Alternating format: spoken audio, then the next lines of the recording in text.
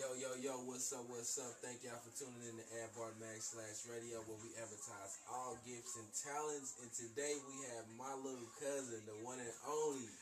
Hey, y'all may know him as Azizi. I know him as John. I know him as JD. Y'all give it up for JD, man.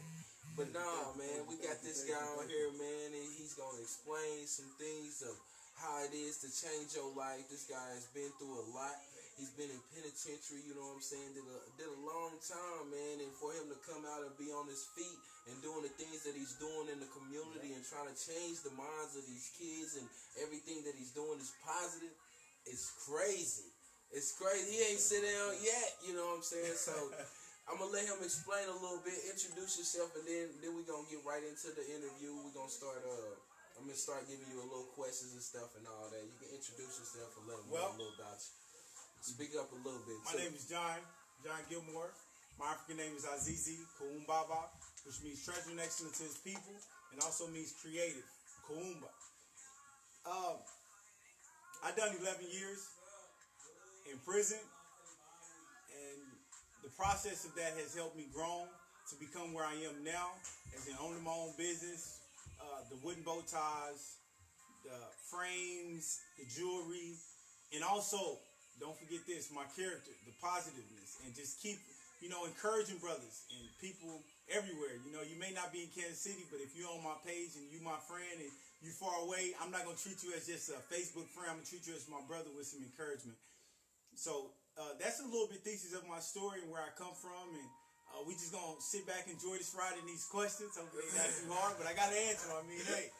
Yeah, we so I hope you're having fun and enjoy what y'all watching. We're going to vibe it out. But now we're going to start with, man, hey, tell these guys where you from, you know what I'm saying? We got a lot of viewers, explain where you from, what part of the town you from, and how it was where you were from. Kansas City, Missouri. I grew up on 45th. And, man. For the 40s, fam. He said the 40s, fam. Growing up over there, Mom, she done a lot of things. And it was pretty crazy. I actually seen the first guy who got killed over there on 45th and Prospect.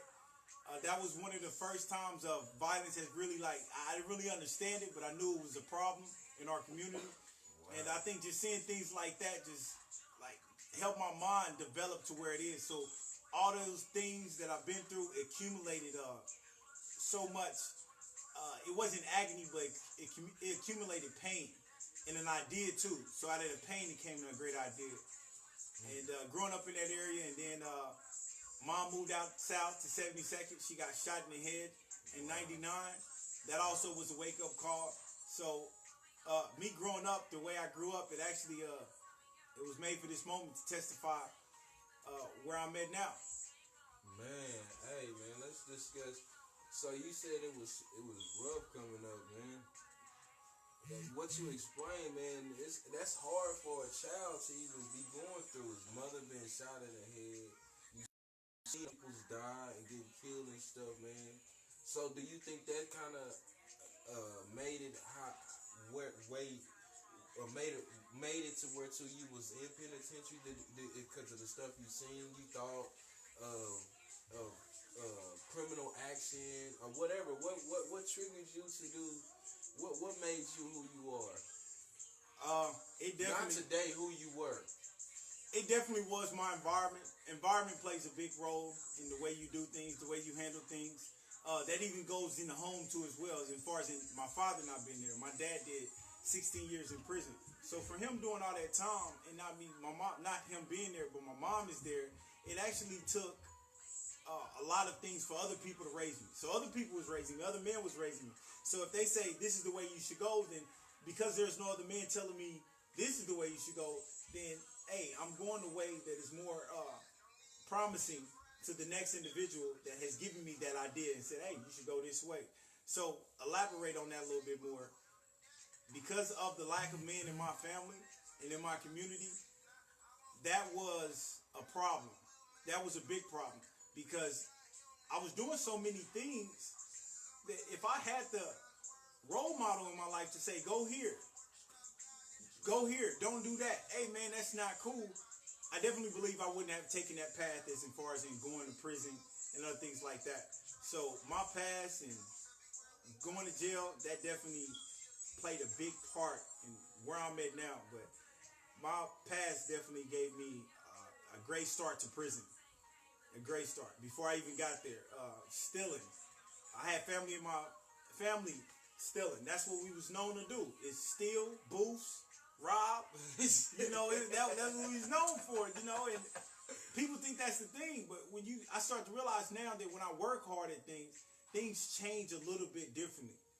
So now I'm like, I got to work hard for my own business. I don't want nobody coming in robbing.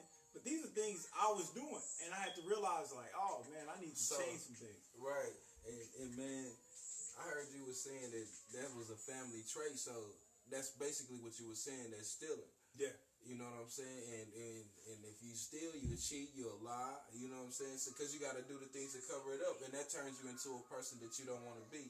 Yeah. Like you said, you was just a footstep away from the penitentiary already, like you were saying. So man, with you not having your dad there, did that make you feel like you just had to find somebody to replace that father figure, or was you searching for love in a man? You know what I'm saying? Because most men need their dad there so they can understand how to become a man. Yeah. And without your dad not being there, it can make it harder. You know what I'm saying? With you trying to figure out, hey, should I be robbing, killing, and stealing to become a man? You know what I'm saying? Or should I be selling dope to become a man? You know, so was it harder? You know what I'm saying? Do you think it's harder? It definitely was harder. You said it. You said it bluntly. It's definitely right. Yes, every man, I believe, that is looking for love from another man to teach him which way to go. Like, hey, man, which direction do I go?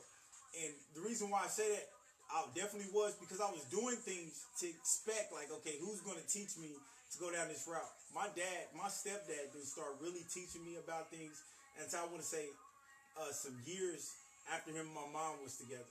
But being there, being physically active with me and teaching me and saying these are the type of guys and people you should be hanging around, these are the type of women you should bring into your life, those are important aspects. So the caliber of people I was hanging around matched the caliber of people that was in my community. Wow. So I couldn't, it really wasn't deep. No changing of things. It was always just like, these are the people I hang around, these are the people in my community, so this is how I should act. This is good. So I was in Bible study yesterday at Bethel, and they were saying that we are numb to the unnormal. You know what I'm saying? Like, they was explaining how people would hear gunshots in the air and just look at it and turn around. And you know what I'm saying? And like nothing ever happened. But the normal is to, hey, somebody just started shooting, run. You know what I'm saying? So basically you were saying you was getting numb to what you thought was right. Oh, yeah. But it wasn't right. And you steady getting number to it because you started doing more of it. Yeah. You know what I'm saying? Hey, what was the age? What was the age you had got locked up when you first went in? I was 18. 18. First time. 18 years old. And that right there was, you get in there and you hear so many different stories. I'm like, oh yeah, this ain't nothing but like going to Lee's or going to downtown. But after a while, you start to realize, like, nah, this is big boy stuff. And a lot of people who know me, just being in the county, I became humble quick. I knew that, hey, I had to humble myself because this is not where I want to be. It actually was like a conflict between my spirit and my flesh. My flesh was like, man up. My spirit was like, this ain't you right now. But we're going to make it. We're going to make it work. Yeah. We're going to make it work because you about to tailor up real quick. You about to learn the game real quick. And man, through the grace of God, I just stayed focused at that. With being a young man, you know what I'm saying? Because, I've been in penitentiary too. I ain't did as many years, but I've been through those same doors. You know what I'm saying? With being a young man incarcerated, you know what I'm saying? And then did you graduate from high school, bro? No. Yeah, being a young man, not graduating from high school, and now you headed on a path to penitentiary. You know what I'm saying? How did that make you feel when you first got in those gates? Did you feel like life was over? Did you what was that feeling, bro? Because you know what I'm saying, you like, dang, I don't know what I'm gonna do. I don't have an education. Because that's how I felt. Yeah, I don't have an education. I'm in jail. What's next? Death? It actually was a big thing, and this is what we don't want to hear. We don't want to say statistically they're right. But statistically they're right. I'm in prison, and they said most likely if your dad is in prison, you have an 80% chance of going to prison. So who's going to take care of that 20%? That's a hard gap to try to fit in and try to say he's not going to make it. I mean, he's not going to go to prison. That's a big gap. I mean, that's a little gap for somebody to try to fit in. And I mean a mother. This is why it's important. Right. Because mothers who have young boys should actually try to look for them mentors to come in and to help them, because to try to figure that gap out and try to kill that statistic, baby girl and young man. Young man is going to take other young men who want to see this young man make it out. So you need mentors and counselors around you, man. Women, you need to make sure that young child has a mentor around to teach him which way to go.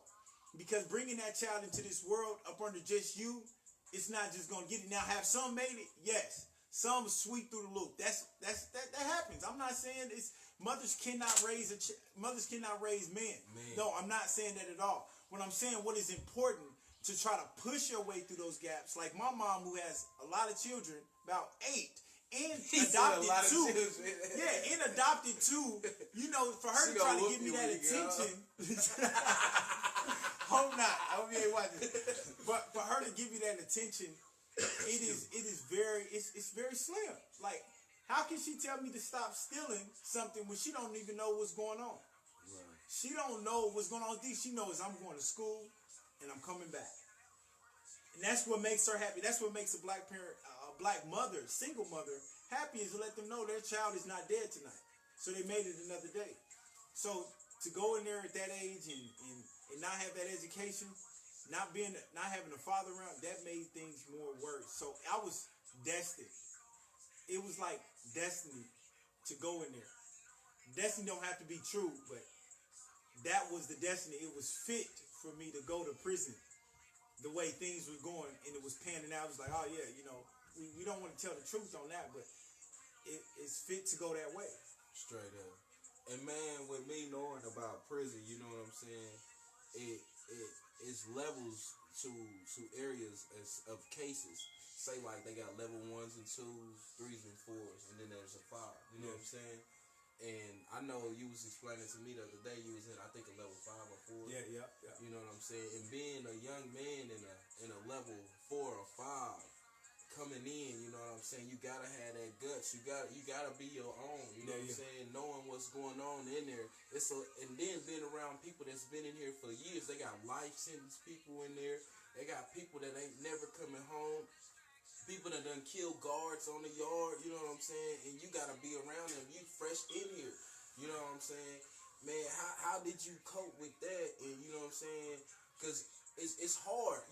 It's hard going in and you trying to get yourself together, and then you around killers, just thinking about like, dang, I'm around a whole bunch of killers, bro. Yeah. Man, that's it. Like I said, you hitting some great questions. First, I would like to give a shout out to the guys at Licking and Mobley. When I got there to Mobley and Licking, what happened was that these guys knew my father when he came down. So when I got down, you got to realize my dad got out when I was almost 16, and I go in at 18. So that's like 2 years and a half that we had time to spend together, which we really didn't spend too much time. But I love them now. We definitely be spending time together. And going in there, them brothers was like, hey, you Frank's son? Like, yeah. You know, they was like, hey, man, you ain't getting it nothing. I didn't hang around people my age. That's where I became even more humble, because they start to converse with me like, hey, if we ain't talking to you, don't talk. You know, for somebody coming off the streets and you telling me, hey, if we ain't talking to you, don't talk, for the older guy, but I knew they knew something, so I humbled myself. And, man, I'm telling you, people tell you, I did not hang around nobody my age until I got to Kansas. That's because I understood, like, okay, these are the type of individuals. I need to hang around people who's like-minded. And being in prison, being in those level 5 and 4 camps, what it taught me was be humble.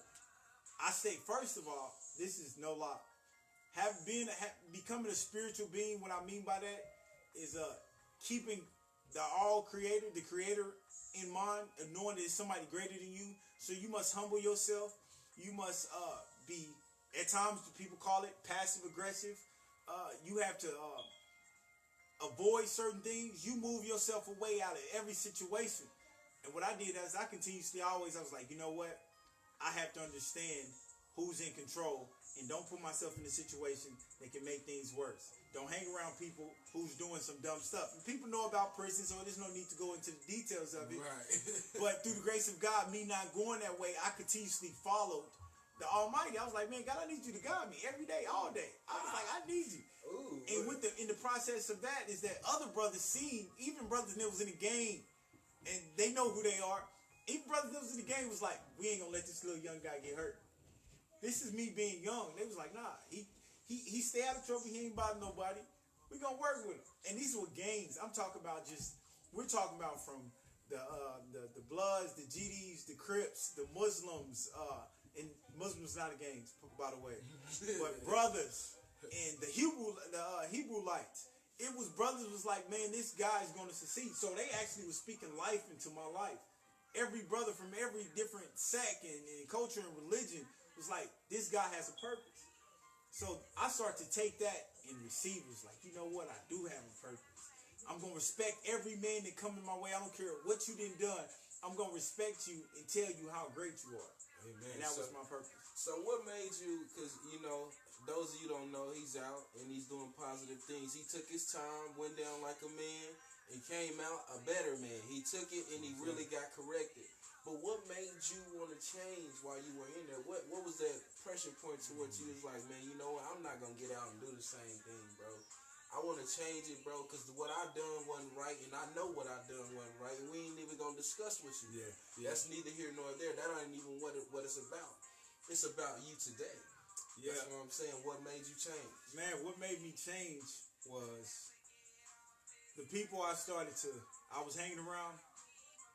They started get killed, get shot, and that right there was the stopping point. It was like, I'm definitely going to make sure I continuously change. I'm definitely going to make sure that I stay focused, and I'm not going to give up, because when you realize the people you was hanging around are no longer here when you get out, that's a big turning point. Yeah, that was something big for me. So when I look around, like, not one person. I had two group of guys. My right group of guys was guys who was on something positive. And they out there, they successful right now. From Kurt, all of them, they are doing their thing. You know, Sergeant Navarre, he a sergeant. You got a fire chief. You got this guy's doing this. And it's a lot of you guys doing great things. Now you have others over here. Not one. Not one of the guys I was tight with is alive on the streets on this side. And it was like 7 of us. 4 of them are dead. 2 of them in jail facing life. Man. So when we start to realize the people we hanging around, that's what made me change. I was like, there's no way I can continuously act like that. I had to let people know, hey, man, this is what I'm on. And if I didn't start taking that step and affirming myself and affirming others, I definitely do not believe that my change would have came. And I always say this. 2 things. I appreciate where I'm at. But I love where I'm going. The only way I will know where I'm going is I have to create it. That's the only way you're going to know your future is if you create it. And you have to start getting that ball rolling, that snowball. And I like what my brother Malcolm said. He said the future belongs to those who prepare for it today. And this is one more other thing that I say to myself. I said, I will become successful because of the sacrifices of others. Because of what others been through that I said I'm not going to go through, that pushes me to say, step away and move over here. So when I see some more dumb stuff, I'm pushing forward to success. When I see somebody else do something dumb, stupid, I push more to success. Because I say, I got to get as far away from that as I can. And I don't mean by not helping. No. I don't mean not leaving my community. What I mean by that is coming up with a solution of saying we have to become successful. So if I become successful, I'll build my community successful. So we won't have to. So my wrongs, I want people to know my stealing, my robbing was wrong, and it gave me 11 years. And I have a homeboy who kidnapped and robbed and got 3 years. That taught me the system of how it worked. And this is my brother, Callahan, white guy. That taught me the system was like, this ain't something I want to keep doing. Everything somebody was doing taught me was like, you got to make a change, man. You have to make a change. You start to be behind those walls. You see young brothers you mentor get stabbed. Lansing was freaking, they glorify them brothers getting killed. I talk about this all the time. So them brothers don't even have time to think like me, like how much do I want to change or when I'm going to change. So I'm actually, like I tell people yet again, this is not just about me. This is about your family members that I've conversed with, that I've introduced myself to. If they was in Kansas or Missouri between 2009 in Missouri and in Kansas 2012, 2018 this year. Conversing with them and just letting them know this is not where you want to be. They don't have the opportunity, so I know this is bigger than just me. It ain't just about me getting out and thank you, brother, for the opportunity to share this stage with you. But it's bigger than me, and that's why I have to make a change. I have to make. But check this. Hey, look, we talked about all that history, man. Let's speak on some of that stuff you got going now. Let's tell them about the positive. We was talking about John Gilmore at first. Now we about to talk about Azizi. Yeah. Let's speak on some of that stuff, man. Let's talk about your jewelry, man, and your bow ties. We got it here. I don't know if y'all can see it clear, but this is a short example magazine. We're gonna put that out. Yeah. But let's speak on some of that, man. Tell them how you came about with doing your jewelry and your bow ties and your glasses. Man. A beautiful thing. Tell them the name of it first. Our company itself is called TAPE. TAPE apostrophe. And the acronyms for that is TAPE accumulates people everywhere. Now, realize this is that we do a lot of things. I do deals with positiveness and unity. I feel like that's the most thing you have: positive unity and love. And that's what gives me the opportunity to say what I'm about to get into. I actually started this with 6 other guys, and we started doing shirts. We was coming up with these ideas, like, we want to do shirts. I'm like, all right, man, we need some funds to come in. So we was like, let's go to jewelry. So we started making little jewelry pieces, and we was like, let's have a niche. Let's use wood. Let's use natural material. Well, as I start to grow, and what I mean by that is that I start to invest into it, learn different trades of wood, what type of wood is what. And then I start to say, man, I like this idea of wood. That's when I start to get into it. It's like, man, I got to make bow ties. I like bow ties. Look bow ties up. Somebody was doing them too. They stated that bow ties, shirts, wooden frames, rings, and great people. Earrings, great people, all accessories. When you say frames, you talking about like these. Yeah. Frames. Sorry, we didn't wear them. But you can definitely look on Facebook for John Gilmore. Yeah, Jewel. Yeah, tell them. John Gilmore Jewel. And your website you building. Yeah, so I'm building a website. Don't have it up now, but we're working at it, and there's some things we're hammering out, so you guys be able to see exactly what you're able to purchase. See if you're able to, help other organizations too, as black-owned businesses too as well. And what I mean by that is that anybody who wants to see the community grow. So don't look at it as it's not a color thing. It's a humanity thing. So if one group is doing well over here, let this group do well as well. So we can balance these things out and start having a better understanding of who we are and where we should go. And that's a team. That's not a color thing. Because if it was, man, I'm telling you, we wouldn't be where we at now. So through the Almighty and through the grace of God, we're where we at because of help of a diversity group of people. And that's true. That's actually how my product where it's at now, the bow ties. I'm working with an organization. And, man, it's a beautiful thing to see that I can make anything out of wood. Yeah, it is. Man, this dude done did his thing on it. That ain't the only thing he got too, man. You know, and man, this guy done sit back and let penitentiary really become a college. This is a smart guy, man. He took the time and utilized it to soak up some knowledge, and that is so smart. He also, you want to speak on the brotherhood thing? Yes. So, Actually, grab that notebook right there. It got the paperwork in there and everything. all right. So it's one thing I would like to say. We have what helped me start this was a group called African Awareness Organization. If anybody like to become a volunteer, you can go to Kansas and you can find out what African Awareness Organization, because they're looking for volunteers at the minimum facility. So please, if you have no history, even if you got a background, you ain't on parole, please go to Lansing and find out more about African Awareness Organization. So we're talking about this this poster he's holding up. It's called New Brothers on the Corner. New Brothers on the Corner was actually a transformation from where you was to where you're going and where you can be. That's what this is about. So we teach education, respect, responsibility, leadership, accountability, brothership, and peace. These 7 things are important to come into our community. It's like talking about the Nguzo Saba, which is the 7 principles that are celebrated during Kwanzaa. We need 7 things, 7 aspects to speak about our life. So we're bringing these young men in to a community, into a place, a safe haven. It gives them understanding, okay, I have a hold on my life now at a young age. And it also gives them responsibility.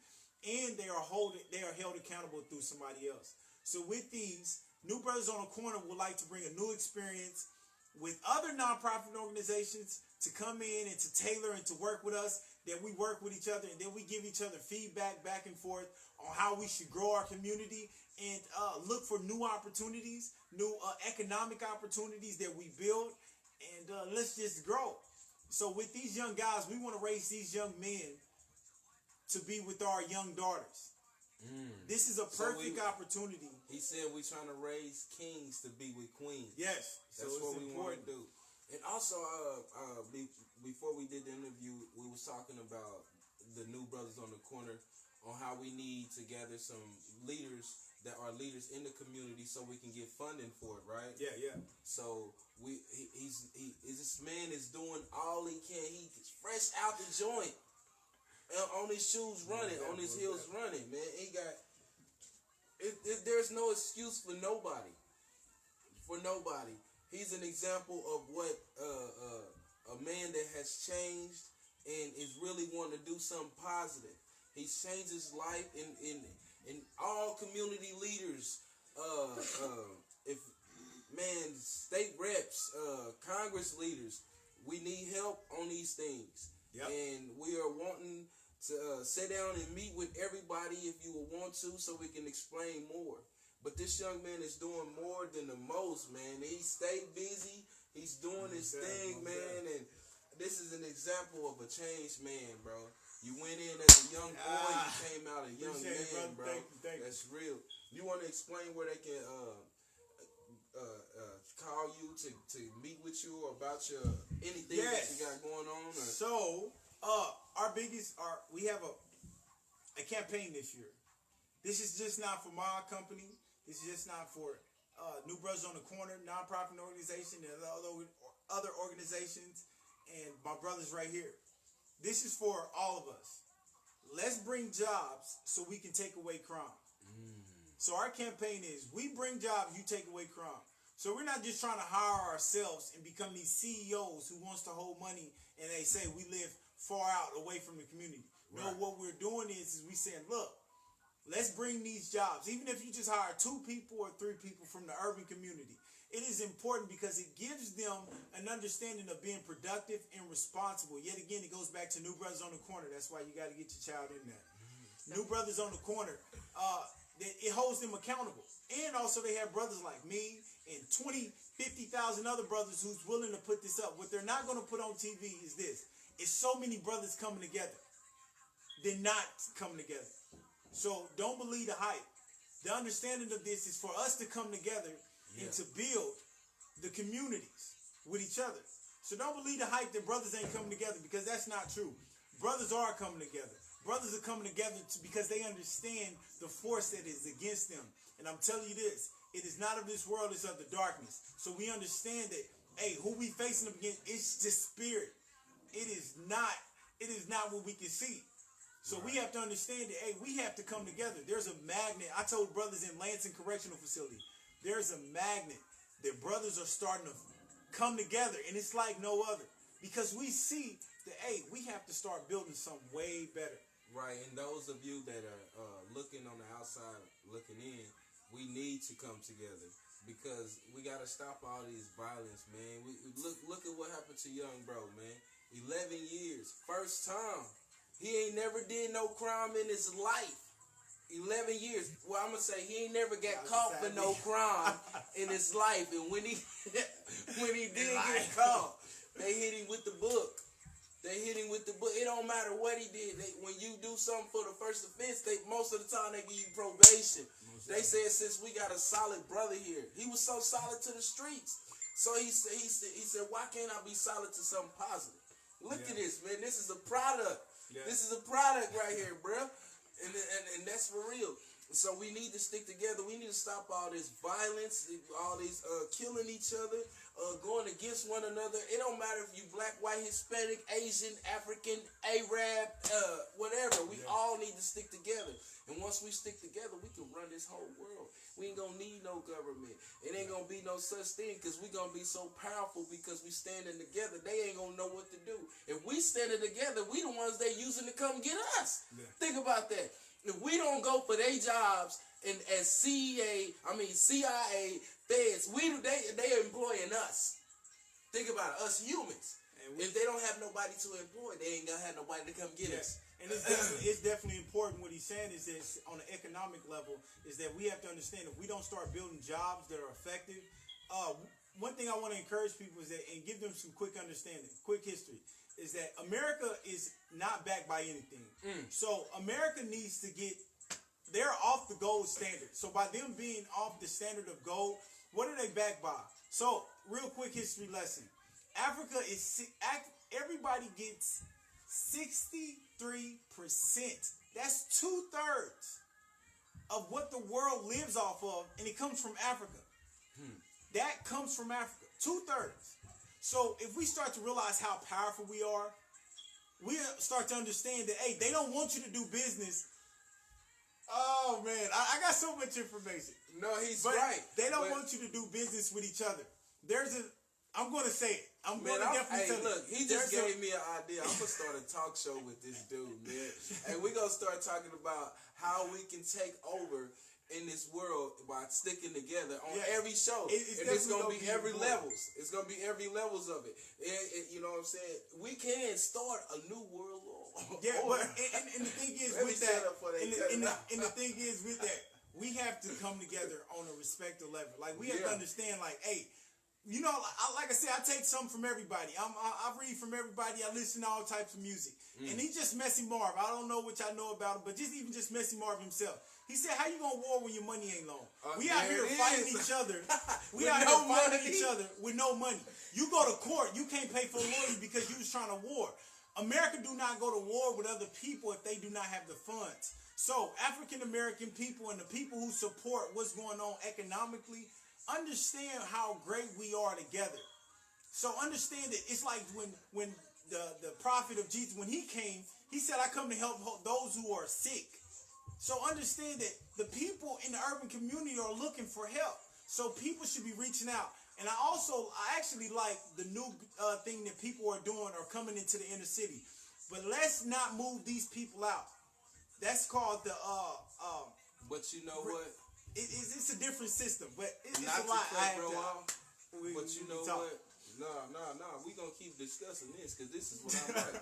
But look, you know what though?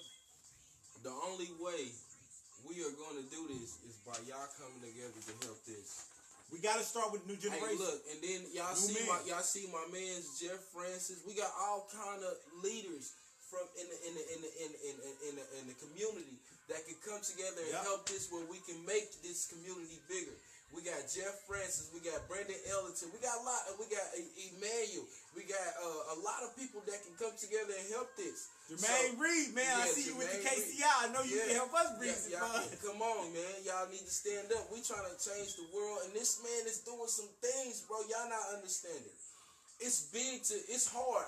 That's my wife was explaining to my cousin ZZ.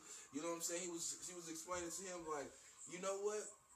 My husband did the same thing. He got out and just shot right to what he was doing with the music and this, that, and the other. Woo, woo, woo, woo, woo. To make a long story short, I'm saying that this is hard. It's hard to do that. And he done 11, and I ain't do no 11, not even close. I did a day compared to 11. But hey, any time away from family, and that's the thing is, any time away from family, it can be hard. And this is another thing I want to encourage people. Young men people who have young men, period, in general. Think of this. Years ago, before we got here and we was kings and queens, think of some of the attributes that was important to the life. Young men at 12 years old was removed away from their family, or at 10, removed away from their family for like about 2 years. And if somebody can hear me correctly, and they came back into the community, but when they came back into the community, they didn't know they what was it was responsible. About. They had families. They had a new thing because they had to understand that, hey, in order to get away from the mom, I have to understand that I need structure. So the older guys would move the young men away from their mothers and say, look, we're about to raise them up to become men. And that's what New Brothers on the Corner want to do, is raise these young men up to become men. That's what gives us the ability to raise a king. Yes, and not only that, it's Negus Negas. Negus Negas is King of Kings. I cannot say that Negus Negas if I'm not a king amongst other kings. Well, guess what I'm saying? Because I know I'm a king among other kings. Negus Negas. We have to understand that how powerful we are and where we get our strength from. So we get our strength from our great leaders. So thank you to the ancestors and those who came before us. With that being said, we give power to those who shouldn't have power. And what I mean by even the enemy gets power because we say he made me do it, or we got or he's trying to stop my. No, you can only stop your process because there's nothing that you cannot handle because the spirit is willing, the flesh is not. So we have to understand where we at in lives, and we have to understand what they did with a lot of religion, what they did with a lot of things where we get our power and strength from. So to the ancestors and those who came before us, not only those who came before us, but those who's out there right now who's like me and bro right here. We want to encourage you and keep pushing you and giving you the understanding that, hey, you have the capability to do whatever you want. But guess what? I love the old saying, that the African saying, it takes a village to raise a child. I'm going to have my child around other great men like me. So when I'm not in place, guess what? My son is going to be around men like me. So my son knows he cannot, they're going to treat him just as well as I would. That's why it's good to have men raise a child too as well. That's why it's good to have a community raise a child. I'm not saying go back to have your child get beat by neighbors, but let your child understand who their neighbors are. We have to do these things. We have to push forward for these great things. And not to cut bro off, and this ain't gonna be like no big brother, big sister program. No, we gonna get into this situation deep. It's gonna be something different because we really gonna change the minds of these kids, man. Because we ain't just out here just trying to do something to get funds to get to like he said, to fatten us. We want to take the funds and give it to the community and take back what the devil tried to take. Like he said, it's a spirit. And if we teach the kids of the spirit, the things of the spirit, then they'll be winning. That's the only way you can win, right? You said that. It says it even in the Bible and in religion, period. Just think of I'm not a religious guy, but I'm a spiritual guy. In the Bible, it says, he that is in you is greater than he is in the world. Well, who is in you? It got to be the Almighty, the Creator. He said, I'm living. You're living always. You are the one. God places himself in you so you can move about. He said, I give you something that will be with you forever. And that's the spirit. Who is the spirit connected to? The Almighty. So we have to understand that it's something greater than you. It's something greater than you that should be doing greater things. What are you allowing to stop you? Because what are you allowing to stop you can stop you from where you should be going. And also can stop you and others around you because you'll start thinking that, hey, then I'm like this, they should be like this. Yeah, and we want to make sure that we get into these neighborhoods and everything. This interview was just to interview Brother John and take it to another level. But when you get to speaking on these things of the community and positive things, I'm going to have to jump in because, I'm a man of leadership and I believe in leading the people down the right path. But I really am behind this guy, man. I don't see I don't see no bad in him. I don't feel no bad vibes. And God say have a discerning of the spirit. And man, he coming with it. He's doing more than most of these guys out here that I have seen. You know what I'm saying? And that's what we want to do. We want to bring all of these things to the forefront so we can show y'all what really is real. And we ain't gonna be out here faking like y'all. Everybody that know me, man, we don't do no faking, and we ain't gonna be soft about it either. If we gotta move some stuff around and make it move around, make it work, we gonna make it move. We gonna make it work, brothers. We calling out the brothers. If you know somebody who's on what we on, please let them contact us because we open for new ideas. At the same time, like I said, we got to start a new economic system. We got to bring value back to ourselves, to our community, first our family, and as well as our nation and those around us. And also, if we do that, then China start doing business with us. Then Europe start doing business with us because they understand that the African Americans has brought back the essential thing, which is the dollar. And we got to realize how much we spend throughout the year. We are the #1 consumers from everything. So while we don't have 1% of what we consume, while we don't own 1% of what we consume, that is a big deal. For every 10 guys, 10 men, you have three of those guys who's buying sneakers.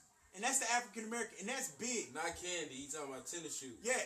We talking about shoes. Yeah, shoes. So it is important that we start to understand our power within ourselves. Let's purchase. Let's buy black. Let's buy from each other. Let's buy back what has been taken away from us. Not even just that. It's about owning something. Have y'all ever played Monopoly? I never understood Monopoly until now. My grandmother used to always try to teach us Monopoly because she always wanted us to learn how to own something. Because if you're not owning nothing, you really don't have nothing in this life. If you can own anything, these clothes, these shoes, and things that he was explaining, but we're teaching these kids and things that it's about being ownership of something. Own land, own these properties, own these stores, own these businesses that you want. You know what I'm saying? And then we can take back and we can get these blocks. I've been looking over Kansas City. You can see Gates and Emmanuel Cleaver is all over this bad boy. Yeah, it's a beautiful thing. You also got to look at this. Now it goes back to the topic: prison, prison reform, and all those other great things that people are conversing about in politics. Also realize the way prison form vote. By the way, go vote for real. Vote, yeah, because it matters. It really do matters. People don't understand that. It really do matter. And I will get into a time to where we can break down the leadership of how that works, of how your vote works, of how much who votes counts and how they count them up, electoral votes, all that. I can break it down. But so how we do these things is that we start to invest in ourselves. We have to realize the prison itself, you pay more as a tax collector, as a taxpayer, for prisons than you would if you was to invest in a school. So if you invest in a school, you pay less, but you by your state having these prisons, you pay more because they're telling you this is what you should invest in. So I want to encourage people with this. By you investing in other businesses and those around you, you build your community. How long does the black dollar circulate in your community? 2 seconds. 2 seconds, quick. But how long does it circulate in the white community? We're talking about 4 days. Forever. How long does it circulate in the Asian community? Forever. 4 weeks. We have to understand that we don't even want to support each other. How do we support each other? And I tell guys this.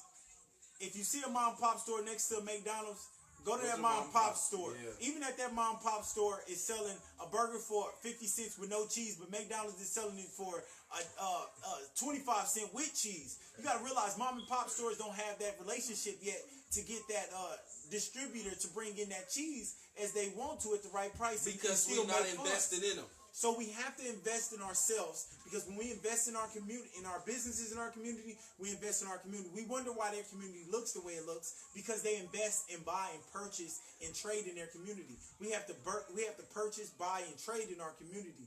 These are important attributes of our community. Characters. What is your culture of your community? Also, like you said, once we get these things up and running, we gonna break down to these young men how to own their own stuff, how to become their own business. Not what it. I remember years ago when I was a kid, I seen Jay-Z had this shirt on. He said, "I'm not a businessman. I am a businessman." You know what I'm saying? Straight up. You have to make these kids become their own business. Yeah. You know what I'm saying? So when they do become our age, they won't have to go to Walgreens for a pharmacy. Yeah. They have a pharmacy check with their little brother is in you know what I'm scientists. saying? We calling all scientists, all Moors. We're calling you back. We're calling you. We calling the Moors back because we need scientists. We need physicians. We need these doctors. We need brothers to understand that, hey, it's something better, bro. If you want to hear me tell you, come holler at me. Call my number, 816-560-2071. I will definitely encourage you at all times to help you understand. It said, "Get my line." Hey, Hit me up. Because man. it's important, like I said, it's just important for brothers to have a strong counsel base around them. So, but you know what? That's how y'all see how educated this man is, and he didn't even get an education before he went in penitentiary. So going to penitentiary is not a bad thing. It's who you are. Do you want to be corrected? Do you want to come out something different? Do you want to make this a revolving door, or do you want to come in and go out that exit and never come back? We need to close down the prisons like in Neverland. Exactly. What they do is the first day brothers go into prison or people come into prison, they come back. They start to rehabilitate them back into society. Because they don't do what you do. That's why I'm saying. Well, no, the Neverlands, what they do is when a person goes to prison in Neverland, they rehabilitate them back in society automatically. What they start doing is they start working on them, like, what's wrong with you? What made you do it? All this and that. Their prisons are becoming empty. Missouri and Kansas is eating off the backs of the taxpayers because they don't rehabilitate. It ain't because you know what, and that's a good topic too, because like you were saying, we had to do that. We had to make the decision to rehabilitate ourselves because we wanted some change. But it ain't too many people like that in the prisons that want to change, because just like in the prisons, it's outside, like in the world. They got drugs, they got everything. But that's a good thing about him. Like he said, he wanted to rehabilitate himself. But if we had that in the prison systems, that can be another thing that can be a part of it.